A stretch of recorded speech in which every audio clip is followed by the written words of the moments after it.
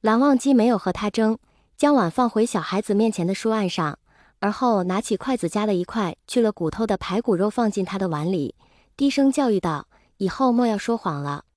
听了这话，小孩子几乎快埋进碗里，小脑袋缓缓地抬了起来。魏婴看向身边这位神仙哥哥，明亮的眼眸中流转着不服于这个年纪会有的顾虑。我如果吃的很多，会花掉很多钱的。小孩子把头低了下去，绞着衣角又说：“那样大哥哥会觉得养不起阿英，然后就会不要阿英的。”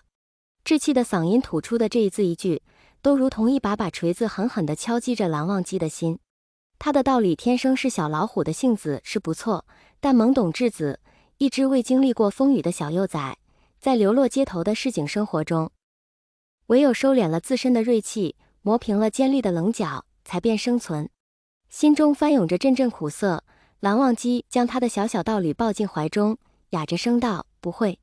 他在心中暗自感谢当年江丰棉把魏无羡带回江家，使这只假扮乖顺小猫咪的小虎崽逐渐暴露了它与生俱来的淘气可爱与古灵精怪的本性。紧紧搂着小道侣幼小的身躯，片刻后，蓝忘机又补充道：“永远不会。”得了承诺，魏婴从他的怀中挤出小脑袋，一双大眼睛一眨不眨地盯着他，不确定地问：“真的吗？”蓝忘机点了点头。魏婴黑亮的眼珠滴溜滴溜转了2圈，心道：这个大哥哥这么好看，一定不会骗我的。这么想着，也彻底放下了心来。不仅喝完了满满的一碗小米粥，还美滋滋地啃掉了2个大肉包。用了早膳，蓝忘机要去蓝氏授课，他担心魏婴一个人在净室会无聊，便将这小家伙几十年后的自己平日里从街摊边买来的逗小孩的小玩意儿全拿了出来，摊在书案上任他挑着玩，并告知自己午间便会回来。魏婴抓起一只草织的蚂蚱看了看，似是被玩具吸引去了注意力，没将蓝忘机的话听进去。只是草蚂蚱还没在手中跳跃几下，小家伙便见蓝忘机转身要离去，瞬间就急了：“哥哥要去哪里？”一下丢掉手上的草蚂蚱，慌忙伸手抓向蓝忘机。魏婴急切地问道：“只是人没碰到，白嫩的小手恰巧握住了一根柔软的东西。”蓝忘机迈出的脚步被拉了回来，他转过身看着他，这一刻宛如时光倒回，记忆深处一幅相似又珍贵的画面正被慢慢唤醒。木额很长，尾端还被魏婴抓在手心里。小孩子看着手中的白色长带，有些不知所措。反应过来后，他赶忙松开了手，下意识后退了半步，低垂着眼眸，不敢抬头去看蓝忘机。对不起，我不是故意的。街边路过的行人都非常讨厌自己碰到他们衣服，自己如此贸然扯住长辈的发带，是很不礼貌的。魏婴忐忑不安地捏着自己的手指，蓝忘机静静地看着他，和当年爱逗他玩的那位少年的反应全然不同。明明是同一个人，怯生生的孩童长大了，变得勇敢无畏了。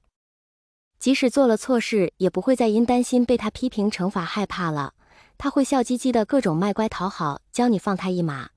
一板一眼赏罚分明的小少年也长大了，他学会了爱一个人，学会了在不违背原则的基础上将自己的真心毫无保留地袒露在爱人面前。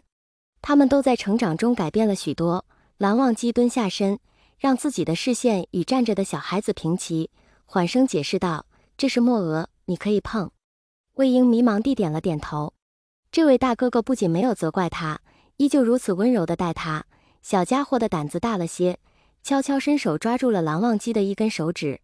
蓝忘机搂过孩童幼小的腰身，将他往自己身前揽了揽，扫了一眼被抛弃在地上的草蚂蚱，询问道：“不喜欢吗？”魏婴没有回答，只是绞着手指，直勾勾地盯着他看。良久才稍稍将视线移低了些，投向地板上一道缝隙处，特小声地说道：“你刚才说过不会不要我的。”手指被握得更紧了些。蓝忘机听见他的小小道理说：“阿英会很乖很听话，不会给哥哥添乱的，只是担心害怕他会离开。”心仿佛被攻陷了一个小角，暴露出了底端最柔软的地方。